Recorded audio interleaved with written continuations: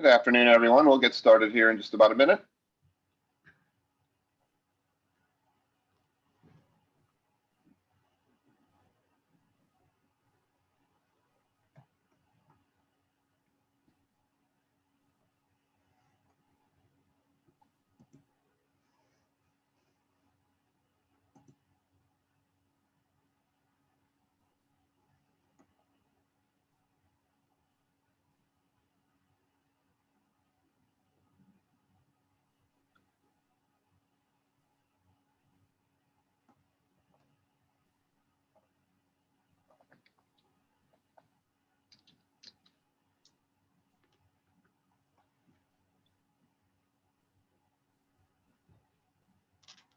It's just about 2 o'clock here, so we'll get started here just in a couple seconds. See a few more people still connecting.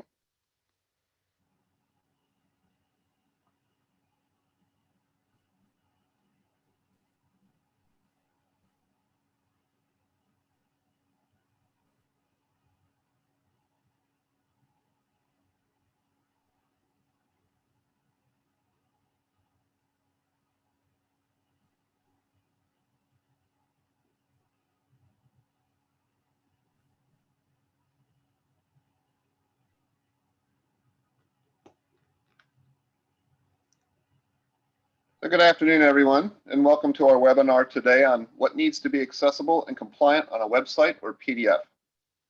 So just a little housekeeping before we get started. So please use the chat box in Zoom for any questions you are having on getting connected, or if you're having an audio issue or a similar webinar related question. Priya is monitoring the chat box during the webinar.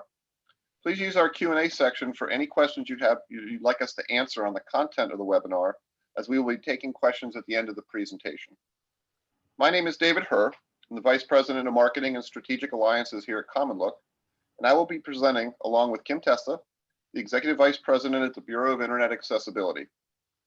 So with our introductions out of the way, let's get started on today's presentation. So today we're going to talk about what needs to be accessible and compliant on a website or a PDF document. And before we get started on what needs to be accessible, I think we're going to focus the early part of this presentation on, what is accessibility? How do you know you're accessible, and what dictates what's accessible? And that all comes down to the WCAG standards. Without standards-based compliance, there's no way to measure, there's no way to prove you're compliant. And then as far as assistive technologies, as we're going to talk about in a minute, how are you going to work or interact with those assistive technologies? So we're going to kind of break down WCAG compliance and talk about what it is and then why it relates to all of this before we get into the specific content.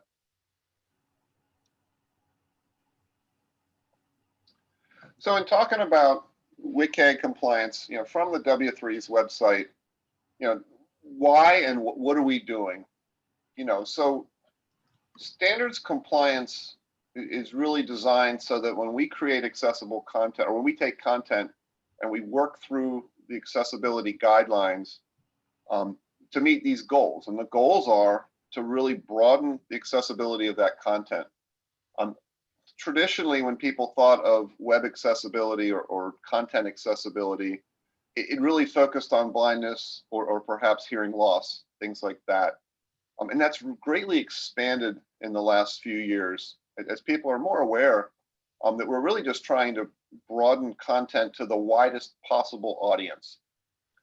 So learning disabilities, cognitive disabilities, limited movement, speech disabilities, or combinations of these disabilities are really what the goal is when we're talking about trying to make content accessible to the broadest possible audience.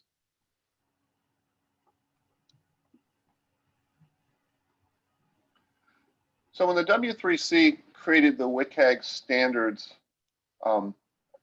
it wasn't just to be, here's a set of guidelines and you're done. They're really trying to address the whys, the whats, the hows, how you test. So they've built, 4 layers to this process of the guidance for web accessibility. So they've created principles. They've created the guidelines themselves. Then they've created success criteria, so how you test for web accessibility. And then they've provided, techniques for how, what's the best practice for solving a particular accessibility issue, how to do that. So we're going to go into each of these 4 principles now. So the first one, the first principle can be summed up with the acronym POUR. And it stands for perceivable, operable, understandable, and robust. And when you read through these at a high level, it really kind of helps define, website content differently than what we're probably used to thinking of. I mean, it's not just, again, for one disability, but this is a much broader concept. And if you address all 4 of these, you're going to hit a much broader range of folks than just focusing on a particular thing. So perceivable, content needs to be able to be understood where you're not depending on a single sense. So in other words, if the only way that the content is being delivered is via a video, and it doesn't have captioning and doesn't have the other stuff, you are, kind of preventing other people from being able to access that content. So it can't just be sight or hearing, and it needs to be adaptable so that it will work with assistive technology. So you can't have just one sense for you to be able to perceive or understand the content. The operable, the content needs to have more than one way that you can interact with the content. When web browsers first came up and the mouse was developed and people would use a mouse, well, if the only way to operate the website is via a mouse, that's an accessibility issue. So can it be accessed with a keyboard, with a mouse, with a pointing device? So the operation of the website and how it can be operated in different ways to accommodate different abilities is what you need to be able to build the website to do. The content needs to be understandable, and that helps everyone. If the website is difficult to navigate, if it's difficult to find the content throughout the website, everyone's going to have issues with the website, going to struggle with the content. So making it understandable and consistent and readable so that everyone is successful when they're viewing your content or listening to your content or processing your content. And then finally, the technology behind it needs to be robust. You can't build a website and leave it stagnant and keep the technology old and expect it to work with the latest technologies as they evolve, and to work with the latest assistive technologies as they also evolve. So POUR, perceivable, operable, understandable, and robust are the principles behind WCAG. And then secondly, there's the guidelines. The guidelines are really that framework. It's the overall objectives for success, and it defines then checkpoint by checkpoint how you define that your website is meeting the accessibility criteria. And so the guidelines are not something I'm going to drop into here because they're very complex and it depends upon the content. But it's basically, these are all your goals for how you're going to make the content accessible for various disabilities following the framework and the guidelines. So then the third layer of this is your success criteria. This is your testing. So how do I test that I followed these guidelines, I've followed the checkpoints, I've created my content? So how do I then prove that I've met the criteria and that this is then going to work well with assistive technology? And what they've done with the success criteria for each level, so WCAG right now is in version 2.1, and then they're working on 2.2. It'll be released probably in the next year or two. And as these are released, they've then created conformance levels where A is the lowest level of conformance to whatever the standard is at the time. And then AA is traditionally what most people strive to meet. And AAA, the AAA, is the highest level of conformance. Typically, it tends to be very difficult to achieve. So your success criteria is how we're going to test against the standard to prove that we've made it. And then finally, the fourth layer here is the guidelines. It's the techniques. So this is, how, what's best practice for meeting the criteria, for meeting the guidelines. So I have this particular type of content, and by using these particular techniques in my web content, then I'm going to achieve success in that guideline. And they have two different levels of this. They have sufficient, and then they have advisory, which goes beyond the guidelines. So if you really want to take it to the next level, you can follow the advisory guidelines. So those are the four criteria for success with web content, digital content. So I want to talk briefly about digital documents, only because they're a little bit unique. Digital documents, what makes them unique is they can, first of all, be a large portion of your website content. We've seen government websites and regulatory websites where 40–50% of their content is made up of documents. Yes, they've got an HTML navigation system and they've got HTML content all through their website, but there could be tens of thousands of pages of documents in PDF format and in other formats. And what makes them unique is they're not normally just rendered in a web browser, but they're downloadable. You can download it and you can forward it and you can do other things with it. So if it's inaccessible on the website and now you're passing it forward, you're sending out inaccessible content. So it's got some unique criteria. So first of all, as I said, a large amount of content is PDF on the web, and it tends to be inaccessible. It needs to be tagged to be accessible. That tagging needs to be tested to make sure that it's in compliance with the standards. Just going into Adobe Acrobat and saying add accessibility tagging is not going to put it in compliance with the standards without doing some manual testing. And that manual, you can do some automated testing as well, and that will get the high level accessibility issues. But manual testing is going to allow you to confirm the alt text descriptions. It's going to allow you to confirm reading order and use of color and other issues within the documents. Forms are a major issue with accessibility. They need to be fillable forms. If a document is a form and it's designed to be printed and then downloaded and then filled out, it's inaccessible by its own nature, because you would not be able to print it and then be able to fill it out if you're using assistive technology. You'd have a piece of paper that you'd have to deal with. So a fillable form is designed to be filled out online, and that allows you, a user, to use assistive technology to be able to fill out the document in the same way someone else would fill out the document. So that's why forms need to be fillable forms. And then finally, when it comes to docs, if the docs are in other formats, say they're an Excel spreadsheet or they're in some other format other than PDF or HTML, typically the recommendation is going to be to convert them to PDF or to HTML if that can be done, so that they can be 100% compliant with the standards.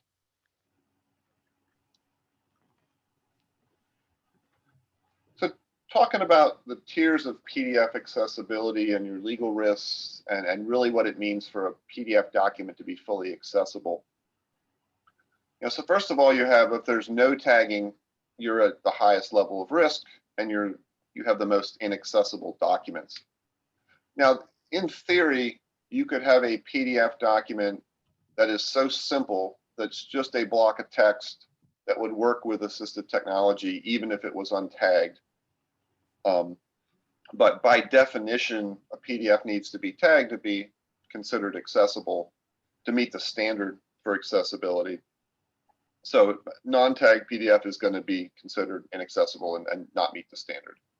So adding basic tagging, if you go to Acrobat or Chrome or Microsoft Office and you create the accessibility tags, that's your next level, and it's at least the step one of making sure a document's accessible. By adding the tagging, whatever tool created the tags attempts to identify what the content is. But just so everybody understands what tagging is a description that's used by assistive technology of the physical view of the document. So it includes navigation, There's a tag identified for every piece of content in the document. So if it's a heading level, if it's a paragraph, if it's a column, a table, a list, the screen reader is going to read out, or the other assistive technology is going to read what the tag is, and then it's going to read what the content is in the tag. So then your next level of tiers of accessibility is there's beyond basic tagging, there's enhanced tagging, where it may still be done by a machine. It may still be done through software, but there's more advanced ways to do auto tagging than just going into Word or Acrobat and saying add tags that are based on AI and some other functions that add even more enhanced accessibility to the document. And then finally, there's fully compliant documents. So those are documents that are created, tagged properly, and then somebody has gone through with Adobe Acrobat, Common Look PDF, or some other tool to ensure that the tags accurately 100% describe the content within the document. And those are going to be the most compliant documents. So with that, again, before I turn this over to Kim, the reason we're doing this and the reason we're talking about standards compliance is, traditionally years ago, long time ago, when accessibility, was just becoming a thing and people were aware of it, the standards weren't as deeply developed as they are today. So people might actually code a website or code content to work with a particular screen reader, for example. And we even get that even today now that, we preach that if you create content that's standards compliant, it's going to work with screen readers. It's going to work with screen magnifiers. It's going to work with Braille displays. It's going to work with other assistive technologies. Some of the assistive technology tools out there, and I'll just give the example of JAWS and NVDA. Sometimes you'll get different behaviors with a document or web content that's been created to, let's say, WCAG 2.0 AA, accessibility standard. And you'll get one behavior in JAWS and you get a slightly different behavior in NVDA. And people that are doing document remediation will ask us, why am I seeing this when I'm doing my manual testing? I'm seeing a different result in JAWS, and I'm seeing a different result in NVDA. And the reason is the folks that developed JAWS, because a lot of content wasn't fully accessible, they sometimes don't follow the standard, but they try to still allow the content to be read or to be navigated, even if it doesn't have the proper tagging. Where NVDA follows the WCAG standard fully. So if it isn't tagged, it's not going to work whatsoever. But if it is properly tagged, they're going to follow the standard. So the recommendation is, AT vendors are developing their products to work according to the standards. And if content is created to the standards, in general, it's going to work with the broadest level of assistive technologies that are out there. So with that, I'm going to turn this over to Kim. Thanks, Dave. And what I'd like to cover is, Dave gave a great overview of PDFs and documents. And now what I'm going to cover is all of the other digital content that you have. Next slide, Dave.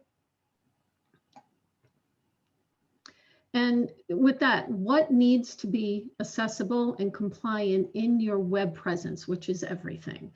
And it is everything: your HTML, your PDFs, video, images, chat, web apps, emails, text. So it is literally everything in the kitchen sink. And one analogy that I like to use is to think of the overall customer experience. Think of it as a chain. On one end is the customer. On the other end is the thing that they want, and they've got to climb the chain to get there. The more places that chain becomes weak or totally breaks from inaccessibility, or the more times the customer has to stop and say, wait a minute, do I trust this thing to work or even to support me? The less likely it is they'll be able to or want to keep climbing. So all parts of your web presence are links on this chain. If your website is strong, but your customers can't use your emails, you just introduced a weak or even a broken link.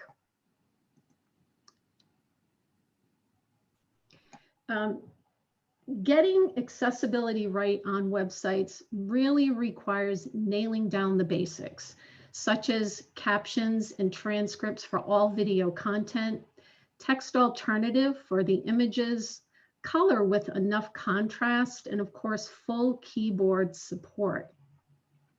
But not just on your website. Again, everything that your customers or prospects see, touch, do in the digital space that your company controls as part of your overall web presence needs to work for everyone. Absolutely, 100% make sure you've got this all covered. Make sure you've got alternative text. Make sure you've got all the big items covered. Without them, like keyboard accessibility, for example, there can't be any claims of accessibility. And in 2020 and beyond, it isn't enough just to cover those things on your website alone. If people only engage with you on your website, then sure, but they don't. They tap, they swipe, and they like and share and reply. They do it all. And so it all needs to work for everyone.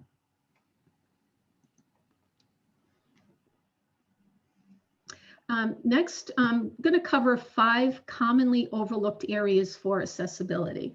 Your entire digital presence needs to be accessible. We're going to take a look at these 5 areas to identify some best practices and reinforce the reminder to always opt for accessibility and inclusion. And there's always a way to do that.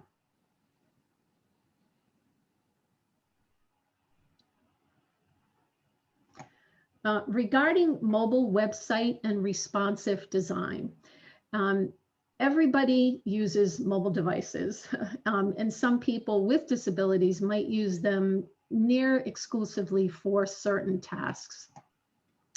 The tasks that 5 to 10 years ago, nobody would even dream of doing on their smartphone. People are now comfortable with applying for a mortgage, buying a car, having a video call for work, just to name a few. And 86% of screen readers use a screen reader on a mobile device. Also, over half, which is about 58%, of the 18 to 29-year-olds use smartphones as their primary internet device. Over a quarter of Americans, which is about 27%, skip out of the broadband internet subscriptions altogether, relying solely on mobile access for the web. The point is the user, not the website operator, decides how and on what device they use content. A growing and sizable portion of internet users do so primarily on their phone or tablet. And websites that fail to take this into account, like different screen sizes, the mobile experience has failed to accommodate for mobile users. And also, we're seeing a large number of lawsuits that are specifying a lack of mobile access. For example, Domino's Pizza last year, that was a very big case. And that complaint included allegations about mobile app and accessibility in addition to the desktop itself.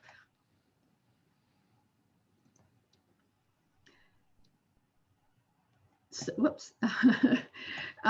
Some old standards didn't necessarily consider smaller screens, touch screens, device rotation, etc. And with WCAG 2.1, which came out in July of 2018, it replaced the 10-year-old WCAG 2.0 version. And in addition to improving focus on people with low vision, cognitive disabilities, WCAG 2.1 introduced very important and clear standards for the evolving, increasing of mobile devices in the mobile web.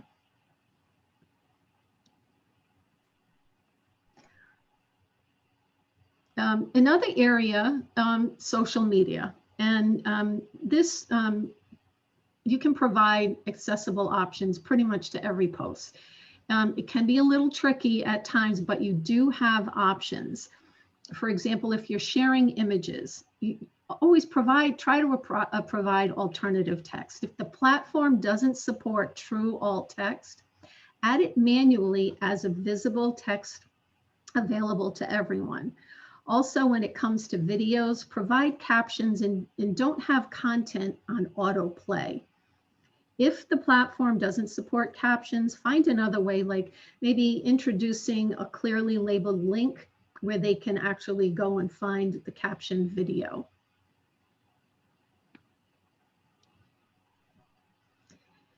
If your content requires lengthy text descriptions, like an infographic, that can't be accommodated in the post, provide a clearly labeled link for finding the full transcript. Also, if you're sharing images that contain text or important content, make sure it meets color contrast requirements. And the reason being, users can't adjust the size of the text, for example, in an infographic, or the color or the contrast. So it's important that the image itself takes all of that into consideration. Posting content through someone else's platform, like on social media, can certainly limit the control you have over certain things. But even if that platform doesn't fully support image alt text, for example, you still can by using some of those techniques. A lot of times we think of alt text as visually hidden. And that's the way typically on a website, that's where it would be. It would be in the code. If the social media network you're posting to can't accommodate that, go ahead and add text alternative in real text that everyone can see. Or if you're posting videos, which often perform really well in social media marketing, you can include closed captions for some reason, or if you can't include closed caption for some reason, find another way, because there's usually is a way, such as I had mentioned, putting in a link that would take them to another something that is. When all else fails, you can't provide accessible options right there and then, let the people know where to easily find the accessible alternative. Also, and if you can possibly help it, don't have content play on its own.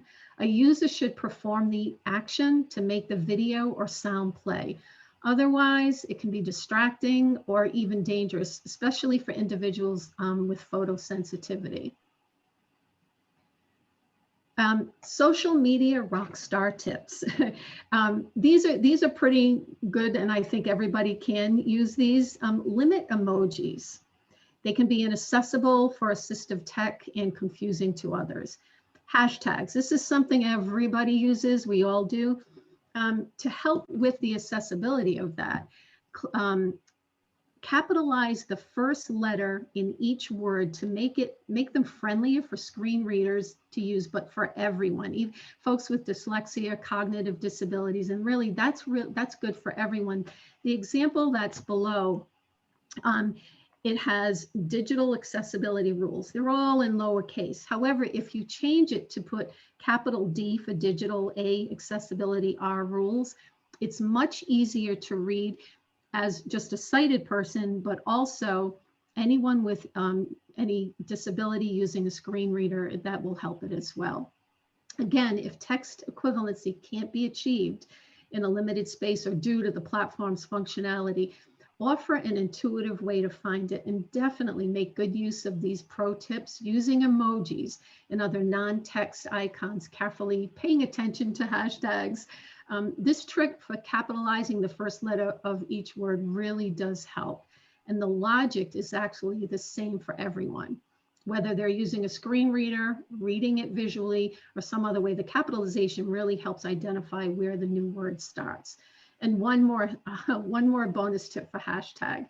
Using too many of them packed throughout a post can make it difficult for people to read, period. You might choose to use one or two, or add them to the end, or creatively find a way not to kind of pollute too much of that message within it.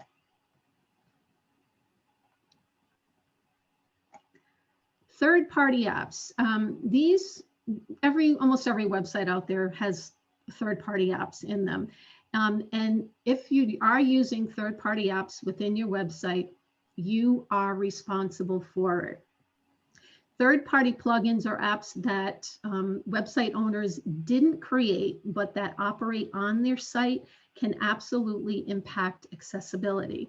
In general, the same accessibility rules apply, but especially keep in mind, customers don't always know or even care about a feature, and the feature is third-party.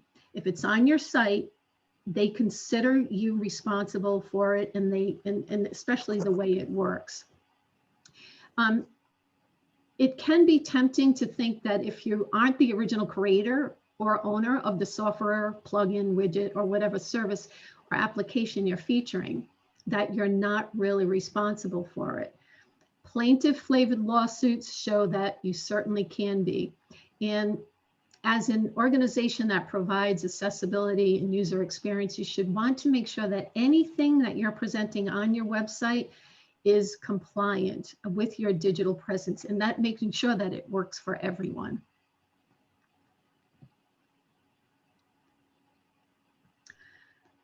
Continuing with third-party apps, they must be accessible in their own functionality and mustn't interfere with the accessibility of the rest of the page that they're on your website. If the app functions as a widget or a tool that is found, clicked on to open or interacted with, make sure it can be, number one, reached, but also fully controlled with a keyboard, and that it has proper labeling, screen readers, for screen reader users, and other assistive tech.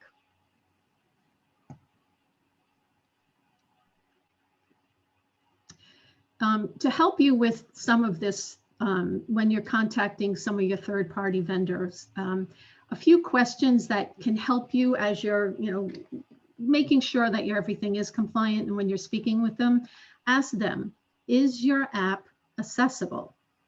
What accessibility standards do you follow? And you may find that some of them only follow 2.0, they don't follow 2.1 yet. How do you meet those standards? How are they getting this information? Do you have an accessibility statement? Who is responsible for the accessibility issues on your site?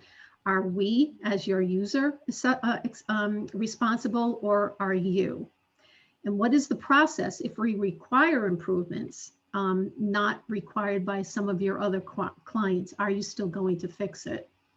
And an important one too, how do you ensure ongoing compliance?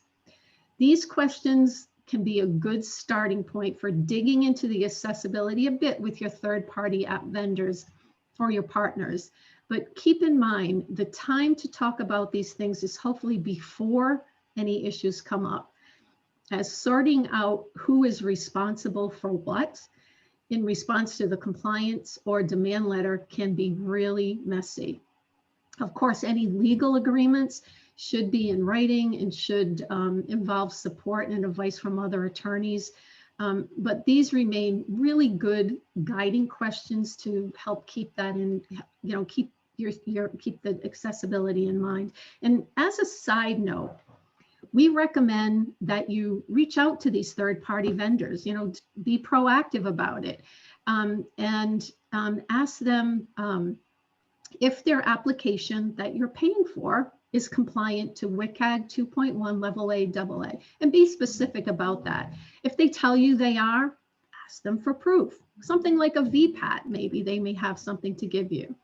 Then when it comes time for contract renewals, have your attorney build some language into the contract that addresses digital accessibility and how they're maintaining it. Having this documentation and proof that if one of these nasty demand letters rises and they say your ABC app is not accessible, even though it's not your code and you don't have access to it, this is going to give you the proof that you're doing everything humanly possible to make sure that you're on top of everything that you're presenting to the public on your website.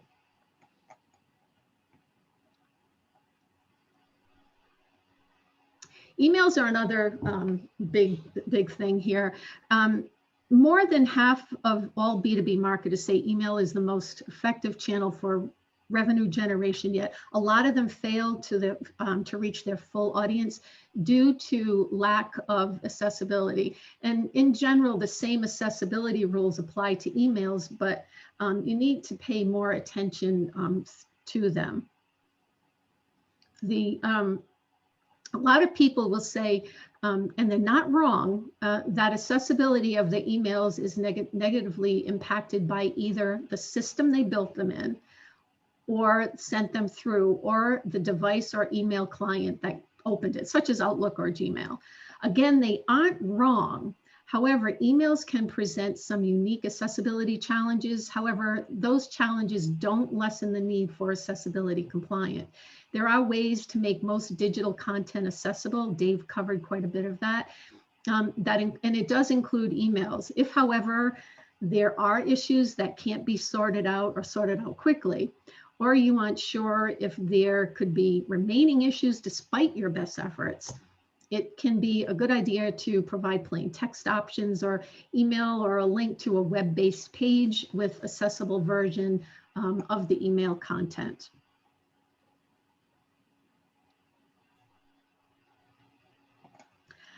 With emails too, the, excuse me, things to pay special attention to: links. Make it clear, accessible calls to action using descriptive and unique language. Mobile, 50% of emails open on a mobile device. And when the email displays incorrectly on the mobile device, 70% will delete it in under 3 seconds. And 15% will unsubscribe. So it's important to test the accessibility of your emails on mobile devices because that's really where most people are opening them. Alt text. If emails are graphic heavy, make sure that all the information is easy to understand and text is associated with it. Tables. Tables are notorious for not being accessible to begin with, but in emails, they're very commonly constructed with tables that you can't see for formatting. This should be avoided or limited. And if it can't be, a developer should try to help create the tables so that they're ignored by assistive technology.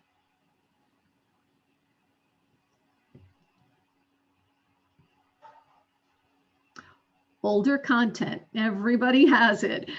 So it's okay to prioritize new and important material, but don't forget about the old stuff because it's still on your website. They can still access it.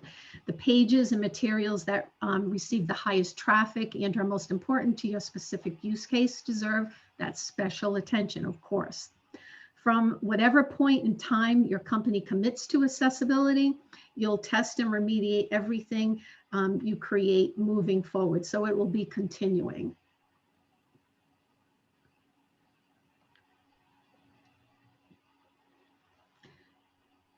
Anything that will live in public facing space that your customer prospects can get to needs an accessibility plan.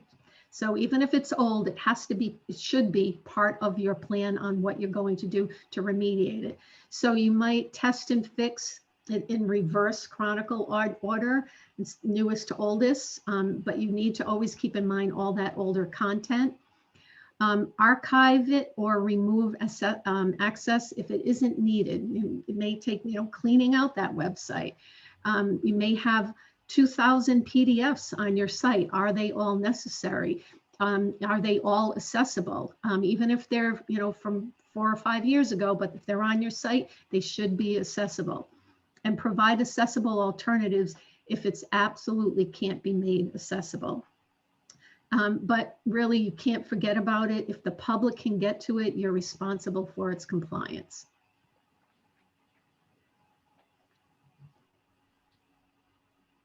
So thank you, Kim. So before we get to questions, we will be doing some additional webinars starting early next year.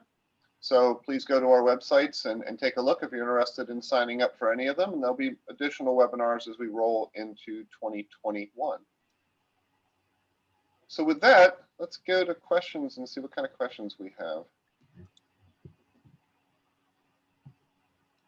So the first question we have here says, can you please provide the stats on the percentage of mobile access and the age ranges again? Absolutely. So first of all, 86% of screen readers will use that. And let me get to those percentages again. So 58% of individuals that are 18 to 29-year-olds are using smartphones primarily. And then beyond that, a quarter of Americans, which is about 27%, skip out of broadband altogether and rely solely on mobile access for web. So to repeat that, 58% of the 18 to 29-year-olds are pretty much on their phone constantly. And then a quarter of all Americans, 27%, just are on the mobile devices as well and skip right out of regular internet options. And those numbers, I think, continue each year to increase. Oh, yes. Really been the trend. Yeah, that's a good point, Dave. They are constantly increasing. So I don't see any other questions. Priya, did we have any questions in the chat area? No, just a few comments. Okay, very good.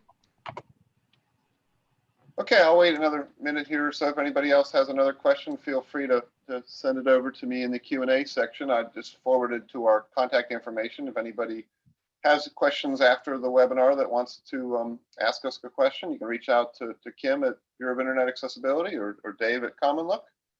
I have another question that just came in. So are there any email app templates for making them accessible, like for Outlook? Good question.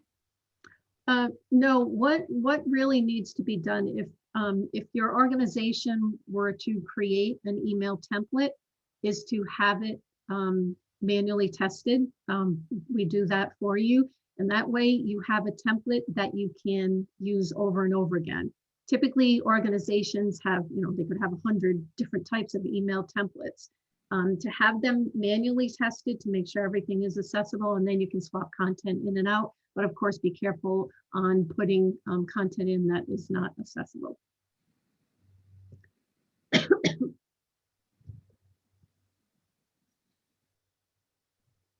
Any other questions on the webinar today?